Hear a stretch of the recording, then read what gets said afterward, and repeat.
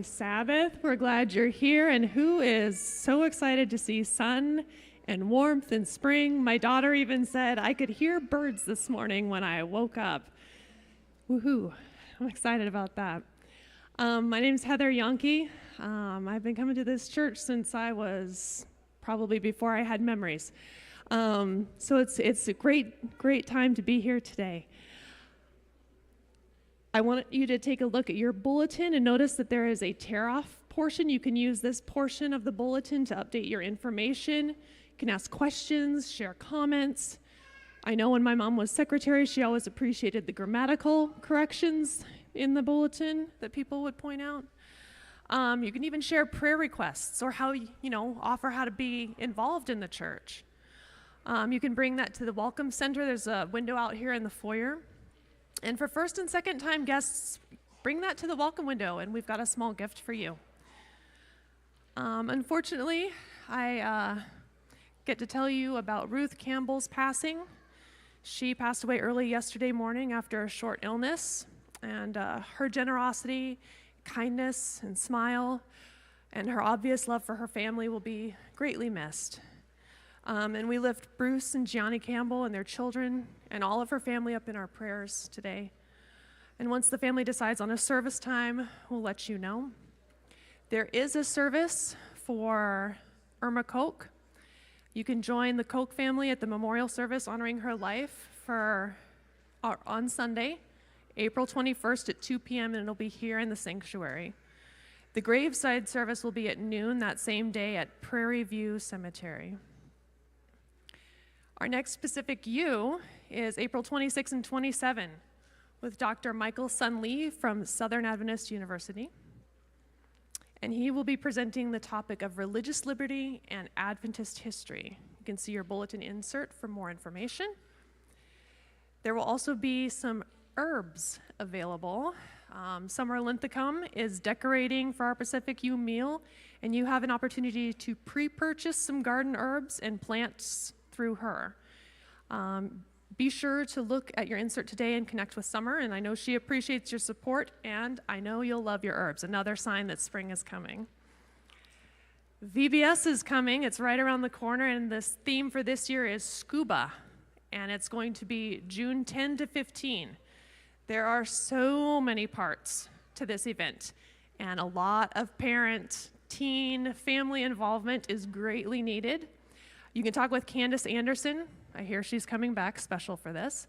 Or Vanessa Wheeler to see how you can help. Next Sabbath, April 20th, is LCA Sabbath. The LCA students and staff will be participating in all aspects of the service. That will include music, the children's story, and the sermon even. That's great. We're looking forward to this service. The offering today is for the local church budget. So feel free to give to that so we can keep things going here smoothly at the church.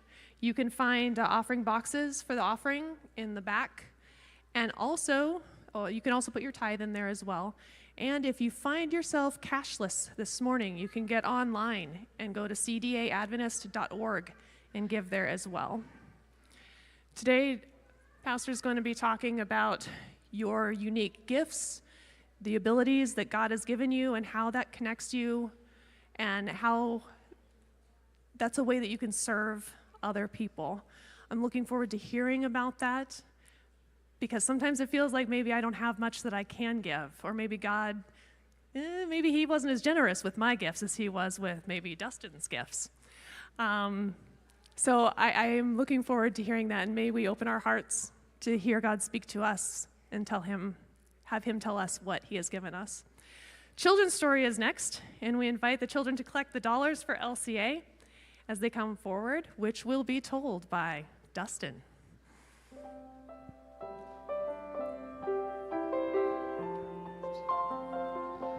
Good morning, everybody. Good morning, kids. Find those dollars. Once you get up here, I have a special question for you all to think about.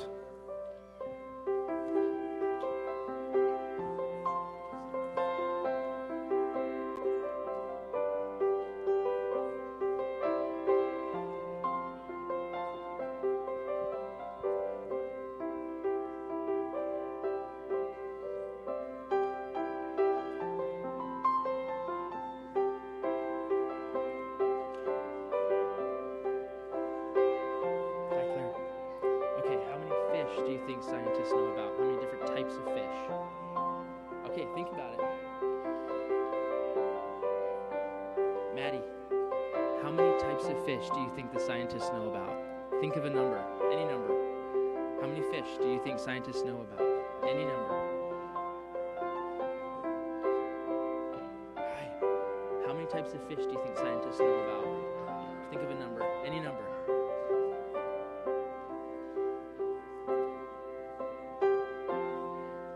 Okay, tell me in a second.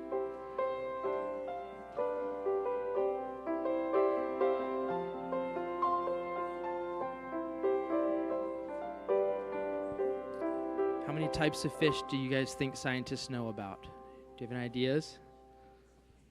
All kinds? Anybody have any ideas for me about numbers of fish? How many different types of fish scientists know about today? Give me some numbers. Anybody think it's 10? At least 10 types? Who thinks it's at least 10 types? Okay. What about 100? Anybody think it's 100? Yeah? What about 1,000? Still 1,000, okay. 10,000? Are there 10,000 fish? Yeah. 20? Still 20? Only one saying 20. Okay. Anybody say more than 20? Okay, a few more now. All right, I'll tell you. So scientists know about 34,000 different types of fish in the world. It's the most of any type of animal is fish. And every single one of those fish is unique and has different traits and different skills. And so today I'm going to tell you and show you some pictures about a few of those species, just a few of them, that have some unique abilities, okay? So the first one we have here, you can look at the iPad to see the picture here. It's called the little red coffin fish. And this is a fish that walks on the bottom with its fins. But also very unique is that this fish can hold its breath for up to 4 minutes. And you say, that's weird. Hold its breath. Don't fish breathe water? They do. So the coffin fish will absorb a bunch of water, and it'll hold it, and it'll breathe off that water for up to 4 minutes at a time. And that way it doesn't have to spend as much energy breathing all the time. The next fish we have is the moonfish. This fish is really big, and it swims really, really deep in the ocean. And really deep in the ocean, do you guys think it's warm or cold down there? Cold. It's super cold. There's lots of fish down there, yeah. And so the moonfish is the only fish that's known today that can warm its own blood so that it can help it move fast when in the cold, deep waters. The next one we have here is the Bathyphysa siphonophore. And it's kind of like a jellyfish, and it has the longest tentacles in the ocean. Really pretty, too. It kind of just floats around, bunch of like tubes. The next one is the long-nosed chimera. This fish is special because it has what's called bioluminescence, which means that it glows, kind of like a flashlight. Or if you've ever seen a glow stick, the long-nosed chimera will glow in the water. And it has a bunch of sensory nerves on the tip of its nose to find other fish in the dark ocean. The next one, this colorful little fish here, is called the pigfish. And this one may not seem like it has very much that's unique about it. It just seems like a normal fish. But it's different than most all fish in that it doesn't have any scales. It actually has skin. And similar to like a snake, this fish will shed its skin. The next fish, unfortunately, recently won the award for the world's ugliest fish, which I guess is unique. And it's called the blobfish. It's an interesting fish in that it is boneless. And so when you bring it up from the bottom of the ocean and it's no longer filled with water, it kind of just turns into a blob of mush. This next fish on here, this really colorful fish, its fins are shaped into large structures that look kind of like wings, and it uses them to glide through the water, so it doesn't always swim. It sometimes will just glide. That one's called the flying gurnard. Okay, this next fish is the longest bony fish, meaning it has bones inside of it, okay? So whales are bigger than this, but are whales fish? No, whales are mammals. This is the longest bony fish species. It's about 8 meters long, or about 1.5 times the length of RJ's huge truck, wherever he is. That's the oarfish. The next fish is a little tiny one. It's called the sea angel. And this is a transparent snail that swims around and eats other snails.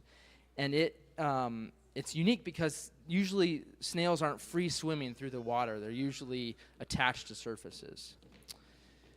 The next fish we have here is called the lionfish. This fish is highly venomous, and it stings any sort of predator that tries to eat it. And so it has no natural predators.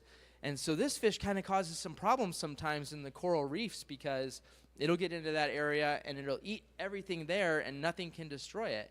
And so nothing can eat it. And so it gets out of balance and it's very poisonous.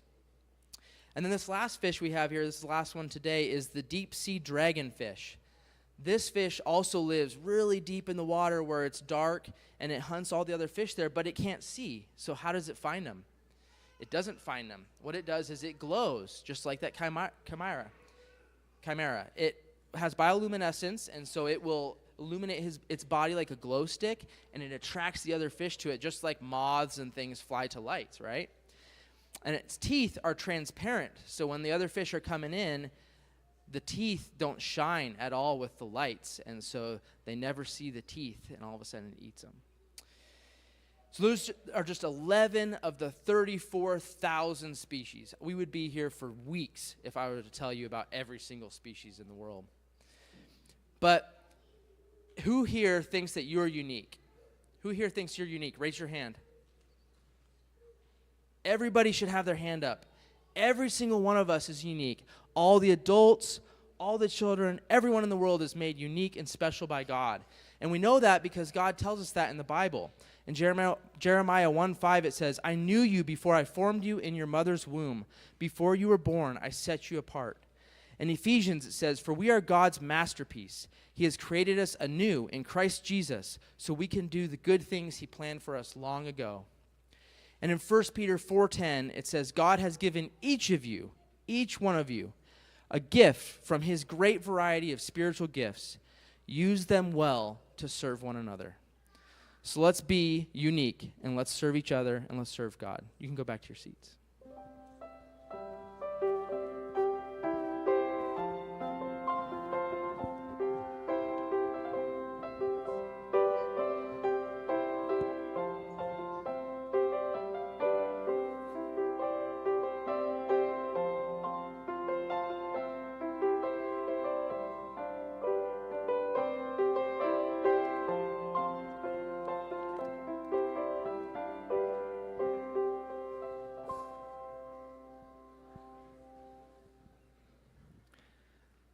All right, I'd like to ask you to please kneel with me for prayer as much as you are able.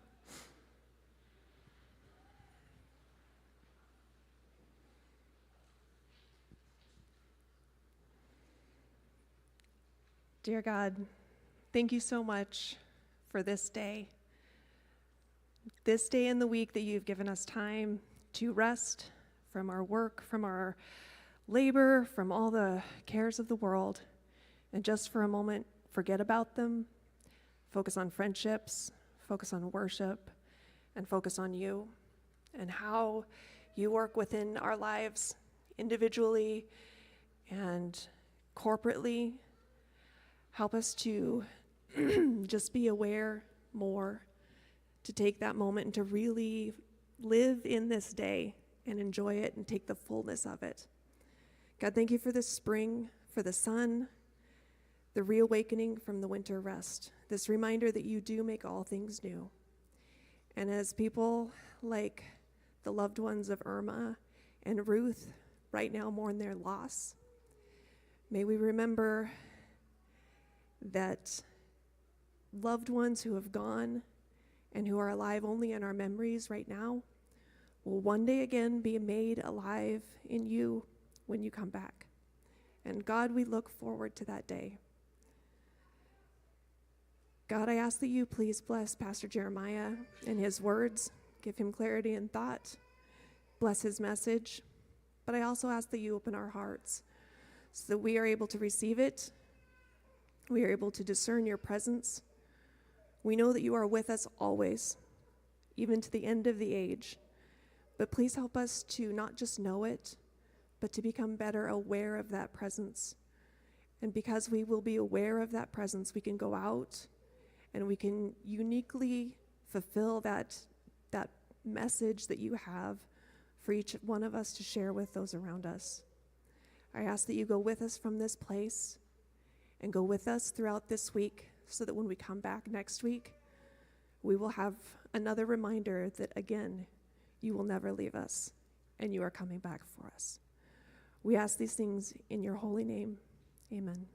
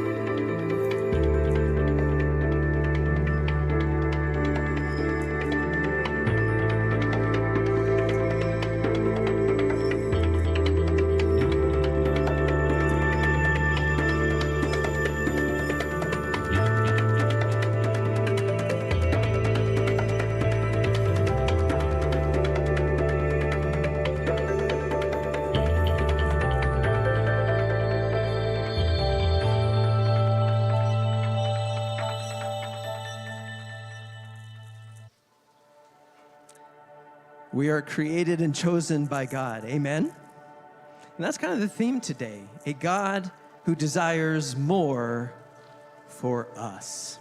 So it's our prayer that that'll be on your heart as we worship together today. So from the first song to the last song, we're just going to go straight through. We're going to do our best not to interrupt your worship. But surely a God who desires this for us is worthy of our praise. Praise to the Lord, the Almighty, the King of creation. Oh, my soul, praise him, for he is thy health and salvation. All ye who hear, now to his temple draw near. Join me in glad adoration.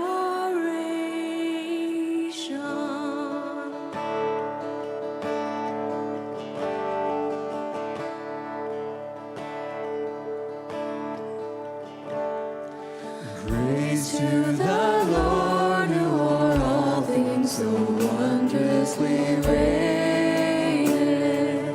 shieldeth thee under his wings, is so gently sustaineth. Hast thou not seen how thy desires have been granted in what he ordained?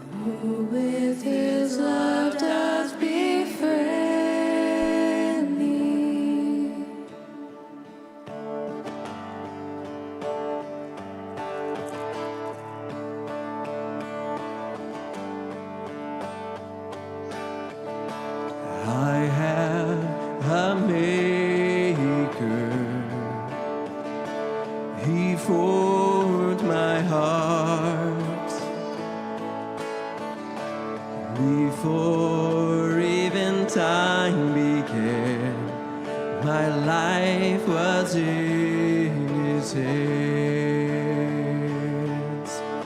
Let's sing that again. I have a maker. He formed my heart before even time began. My life was in his hands. He knows my name. He knows my every thought. He sees each tear that falls, and he hears me when I call.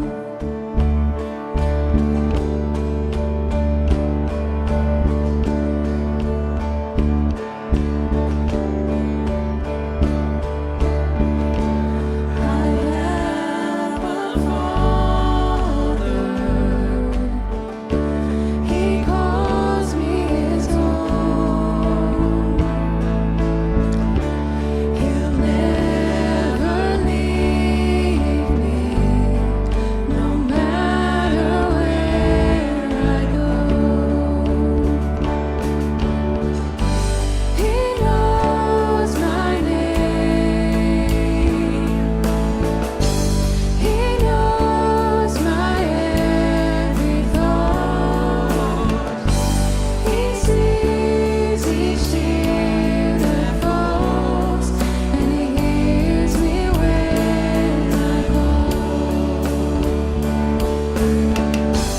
He knows my name. He knows my every thought. He sees each tear that falls, and he hears me when I call. He hears me when I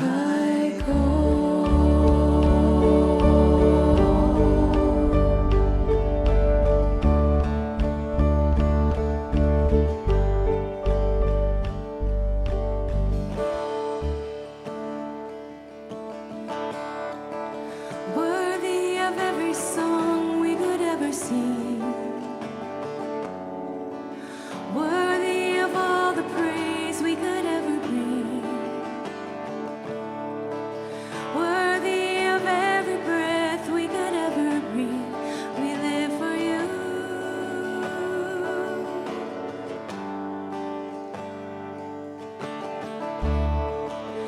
Jesus, the name above every other name.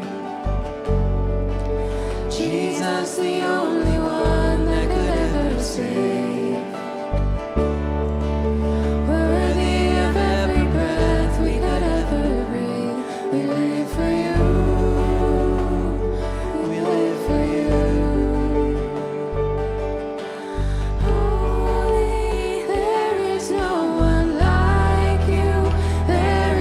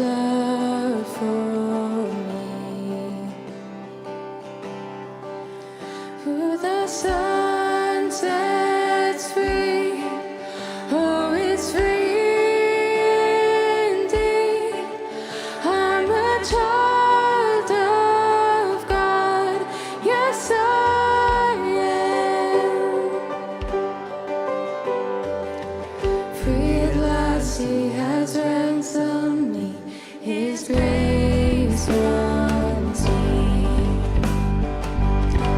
While I was a slave to sin, Jesus died for me. Yes, He died for me. Who the Son sets free, oh, is free indeed. I'm a child of God. Yes, I am. In my Father's house, there's a place for me. I'm a child of God. Yes, I am. I am chosen, not forsaken.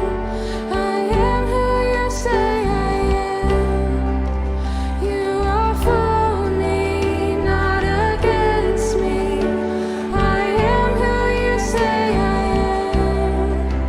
I am chosen, not forsaken. I am who you say I am. You are for me, not against me. I am who you say I am. Yes, I am who you say I am. Who the Son sets free, oh, is free indeed. I'm a child of God. Yes, I am. In my Father's house, there's a place for me.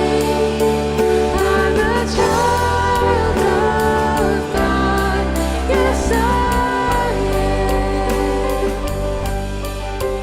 In my Father's house, there's a place for me. I'm a child of God. Yes, I am. You've chosen us. There is a place for us with you. We can never be grateful enough. But Lord, it is our prayer and it is our expression to let you know we are thankful and we love you. Amen.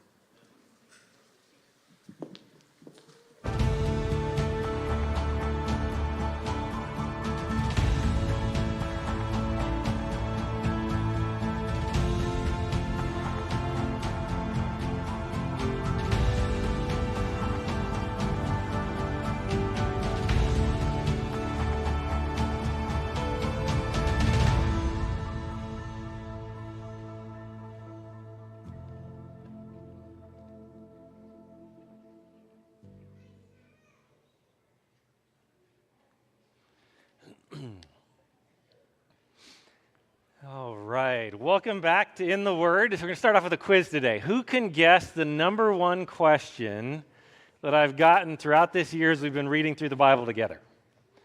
Number one question as we've been reading through the Bible together. Anybody want to guess? Yes. The book of Numbers, really, really close. Actually, that's awesome. So the number one question is directly related to what he just said. It's, what in the world do we have to read all these genealogies for? What is the point of all these genealogies? Why all these numbers and records? And what are we supposed to get from these passages? So I've got good news for you. We're going to spend a whole sermon today on genealogies. Are you excited? Anybody excited? If you want to leave now, you can go. You can leave now, no offense taken, but you're going to miss out. You're going to miss out if you do, all right? So first of all, here is a hint of why genealogies are so important. Anybody recognize what this is? Monkey bread. I heard it right here. Monkey bread, all right? First district on my own without a head pastor to help me out. And I'm going to one of my 3 churches, and it's the smallest one of them. And they're having this amazing potluck afterwards, and we get to dessert. and one of the ladies brings her special caramel monkey bread. And let me tell you, I was hooked.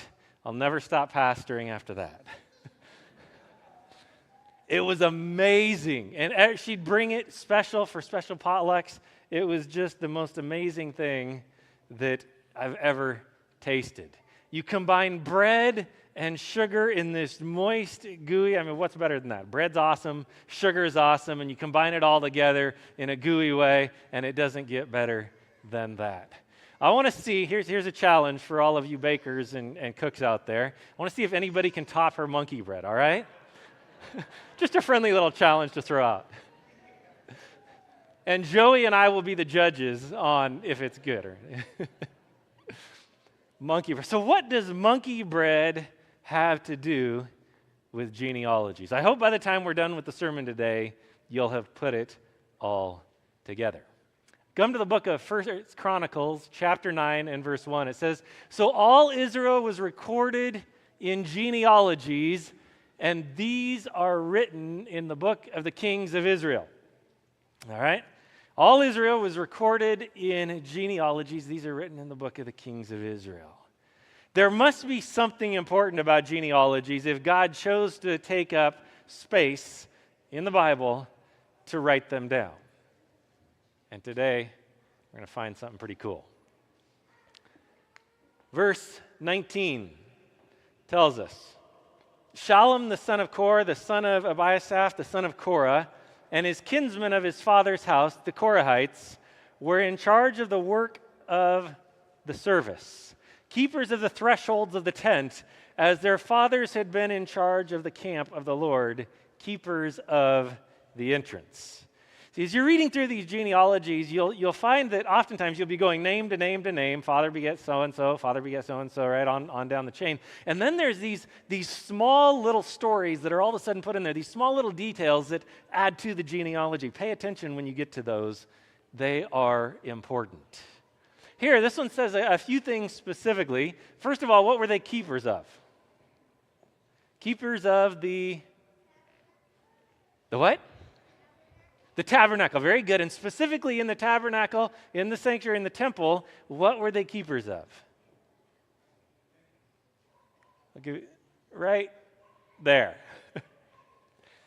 Thresholds. Keepers of the thresholds. How many of you would be thrilled to go around saying, "I belong to this church and I am the keeper of the threshold"? No one? Well, that's actually a pretty important role, a pretty important job, right? What is a threshold? Threshold for, if you're going into a house, you cross over the threshold to get inside the house. The threshold is the doorway, right? Threshold is the doorway. It's where you go to get into the building. So today we'd call the keepers of the threshold what? The greeters, right? Who stands in the threshold of the house of God and greets everybody as they come in to worship? The greeters. Now, how many of you out there are greeters who are proud to say, "I'm a greeter and I love doing it," right? All right, we got lots of you here. Lots of you who take pride in that. Here is your spiritual ancestors. If you want to trace your spiritual genealogy back, right here in the book of Chronicles, here's where you trace it to. These are the keepers of the threshold of as their fathers had been in charge of the camp of the Lord. So if you go back to the genealogies, it would read something like this. Shallum's father Korah had been a gatekeeper.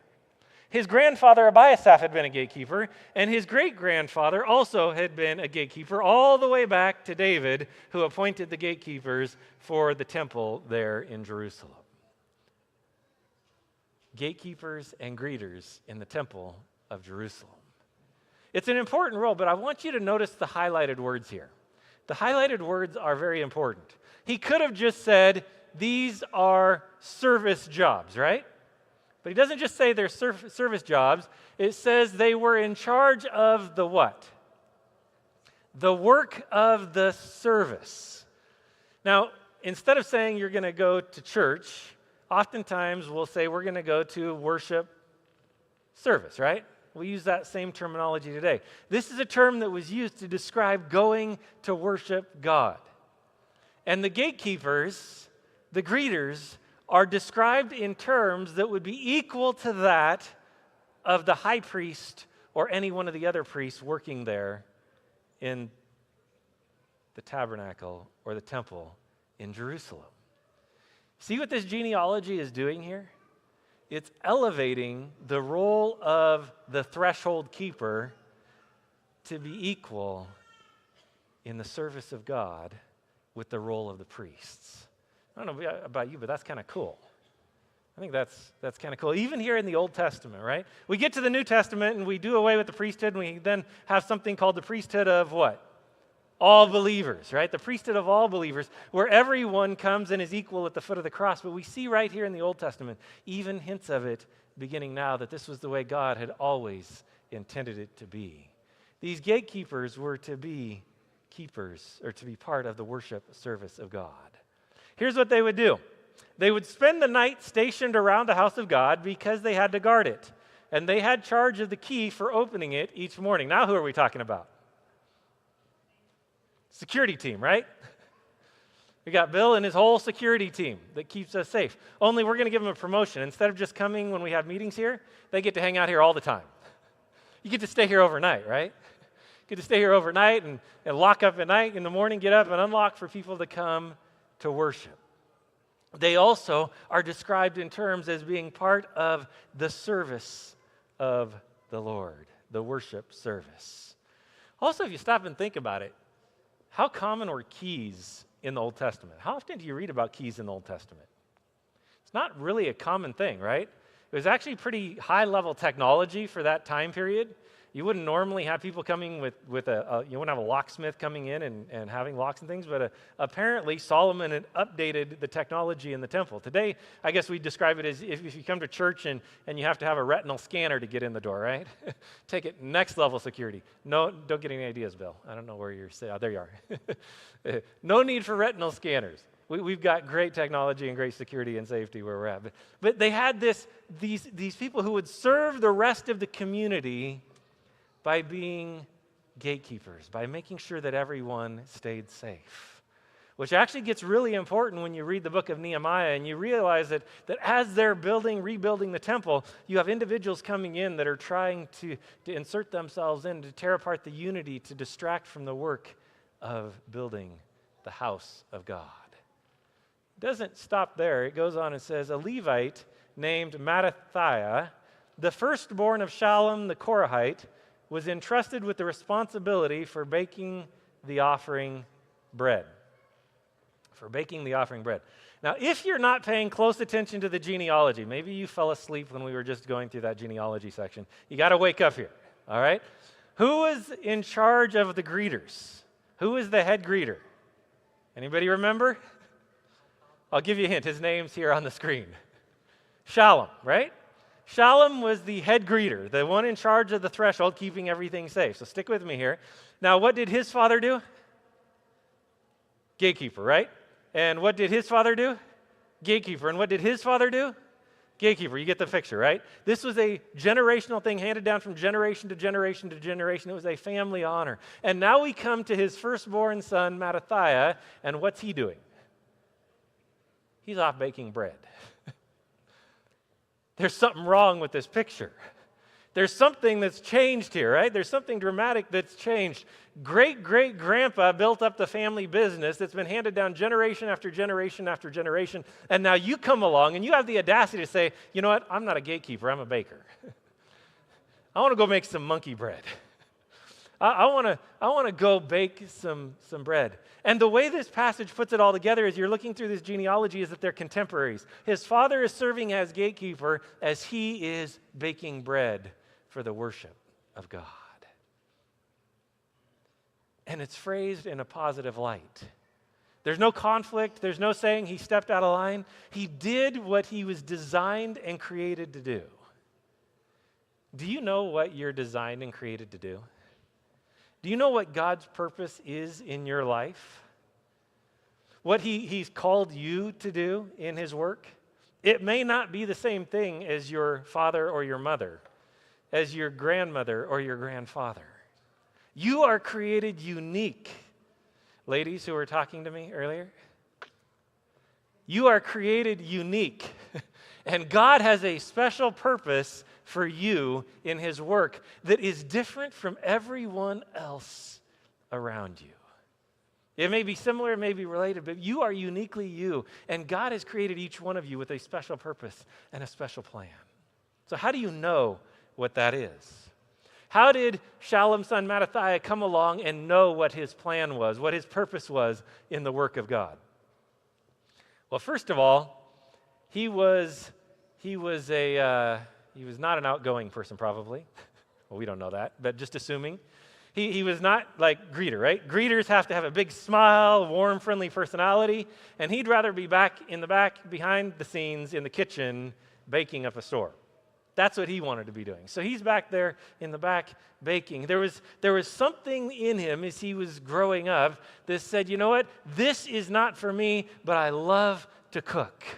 And God said, you know what? That's great. You live out what I have placed in your heart. You live out the desires and passions, the creativity I have given you, and you are as much as a part of the work of the service of God in baking the bread as you are if you're the priest offering the sacrifice, or if you're the greeter welcoming people to church, or if you're one of the elders leading out in church ministries, or if you're the pastor preaching from the pulpit. You are as much a part of the ministry of God, and you are equal value in the service of God as anyone else. See, God has designed each of us differently and uniquely. There is not a single one of us here that is exactly like someone else. So kids, listen up. If someone comes along and they say, yeah, she's a little different, celebrate it. Yes, that's the way God made me to be. Or maybe he's there's something a little different about him. Of course there is. God designed each of us different and unique. And if we're acting like everybody else around us, if we are being just like everybody else around us, we are not living out who God designed us and created us to be. If we are just following others around, trying to serve as others are serving, we are not filling the place that God has created us for. We are not living a fulfilled life and a fulfilled ministry. So Mattathias comes along and says, you know what, I want to bake some of that bread for the temple of God. By the way, when I say the bread for the temple of God, what do you picture in your mind? 2 stacks of 6, right? On the table of showbread, that's what probably most people picture. How do you picture it in your minds? What does it look like? Is it a loaf like you would picture today? You go to the store and buy a loaf of bread? No one pictures that, okay.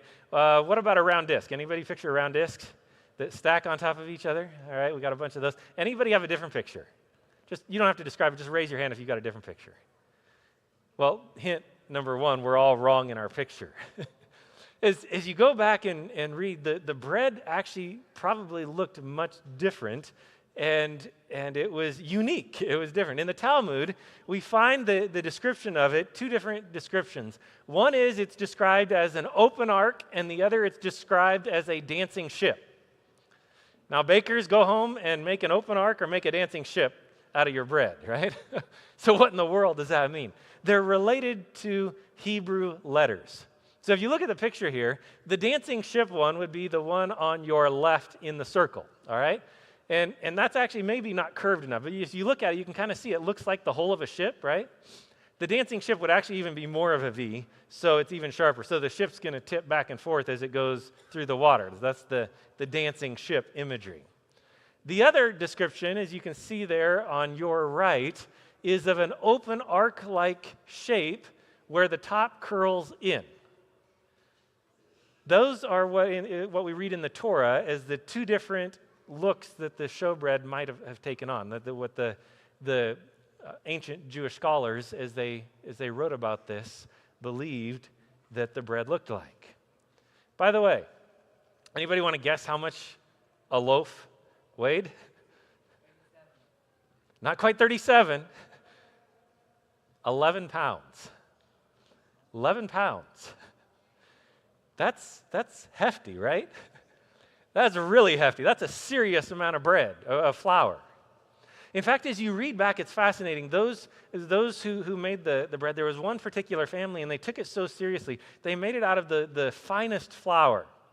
None of this whole wheat flour. This was multi-sifted. This was, the finest flour you could get.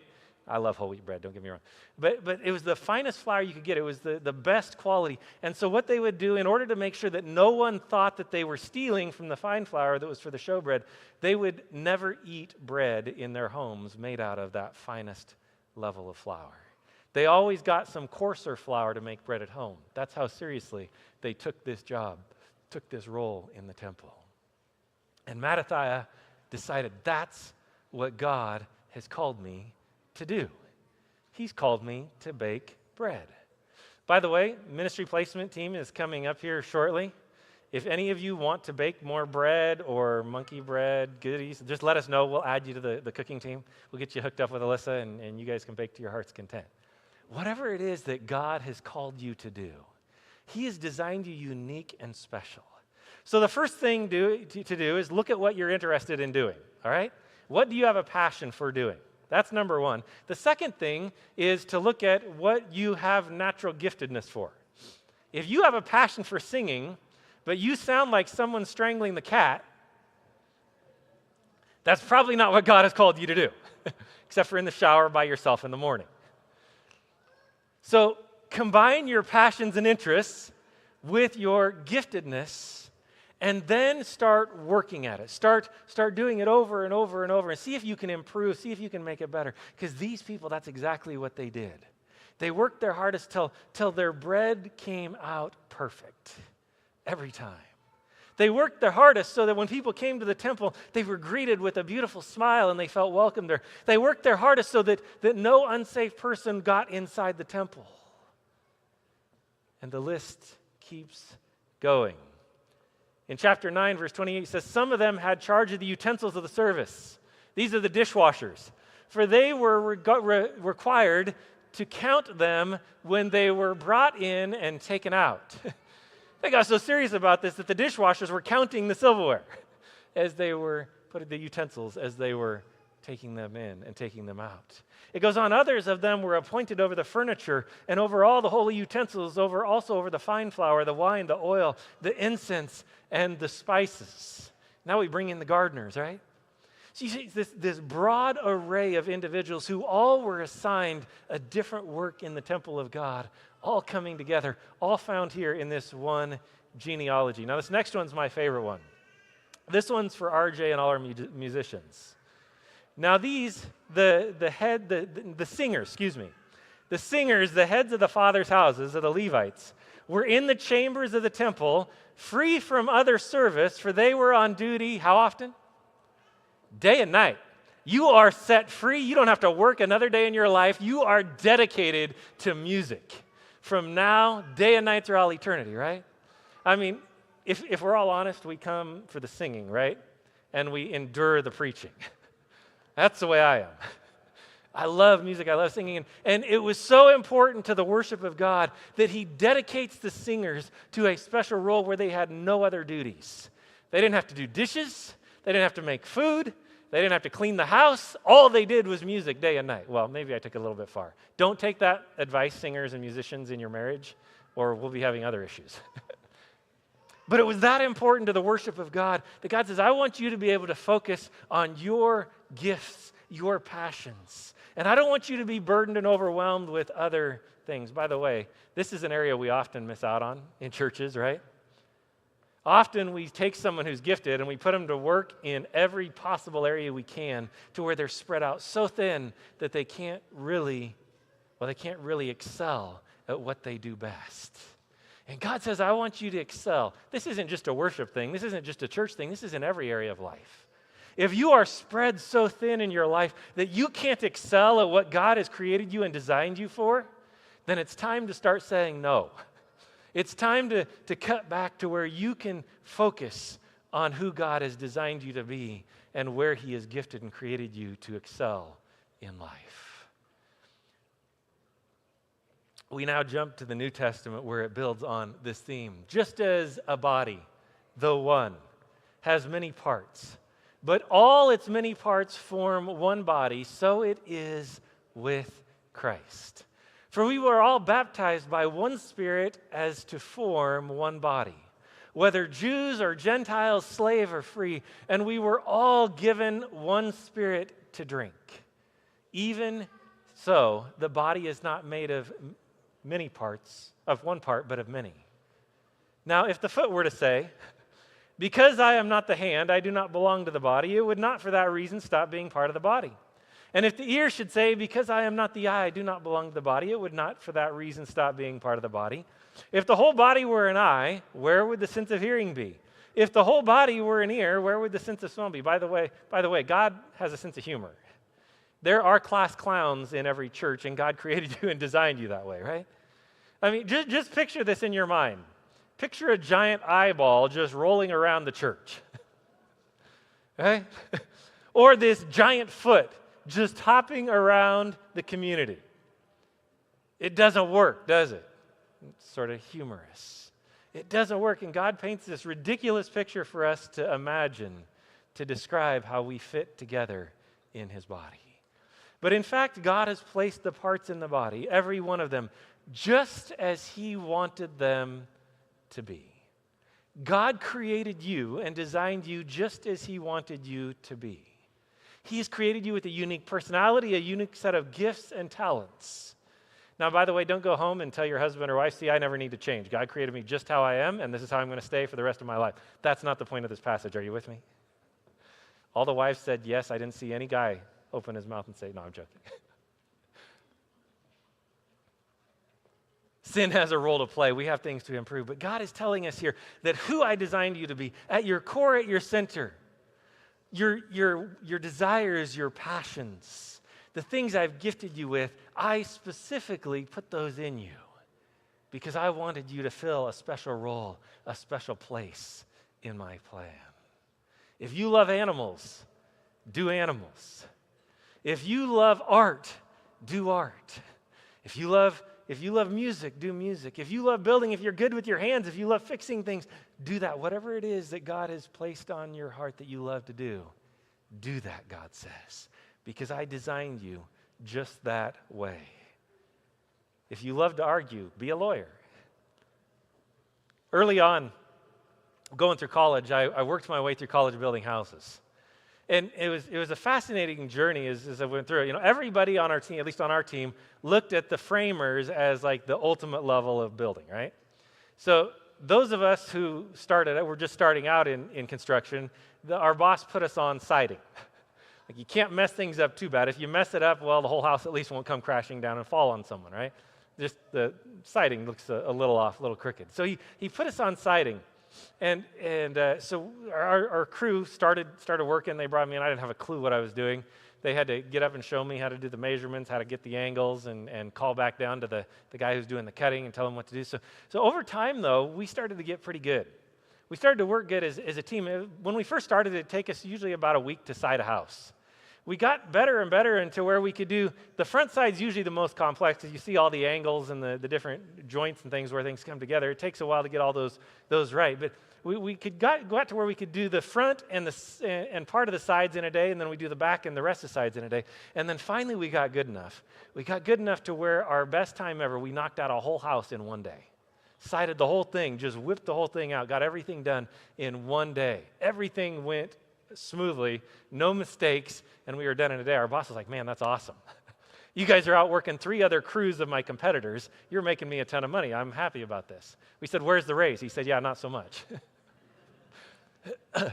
He said, instead what I'm going to do is I've got another crew. You guys are done with all the houses that we built. There's nothing left for you to do. So I'm going to throw you over and I'm going to have you help out the framers. Oh, it was a joyful day on the siding crew. We were getting a promotion. We were going to do something a little more next level, a little more advanced. And so we got to go and we got to help out the framers. And guess what happened? Yeah, it was a mess. We slowed them down. So we didn't have a clue what we were doing, right? We had perfected our art and our craft to where we were better than any of the other crews in the area. But throw us in a different area that we hadn't been trained for, that we weren't gifted at, we weren't equipped for, and we didn't have a clue what we were doing, and we caused more chaos. Thankfully, he left us there, and they taught us, trained us in on what we were doing until finally we figured it out, and we actually got to help the framing crew on several different houses, and it was a lot of fun.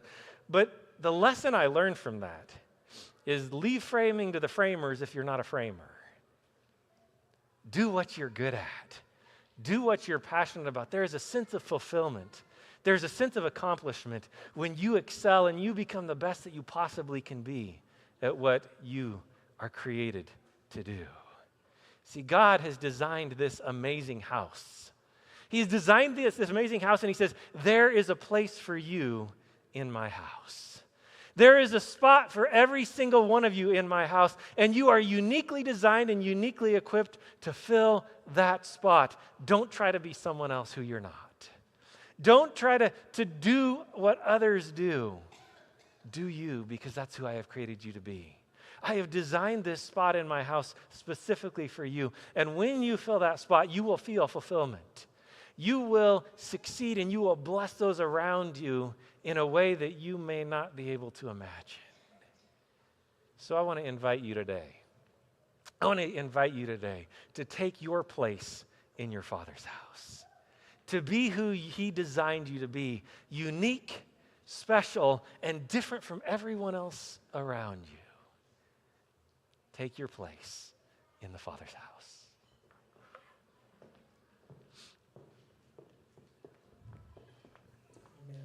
Stand with us for this last song.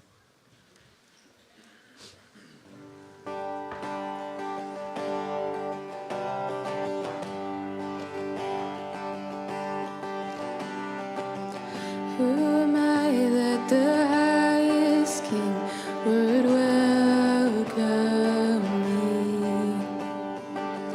I was lost, but he brought me in. Oh, his love for me. Oh, his love for me. Who the Son sets free, oh, is free indeed.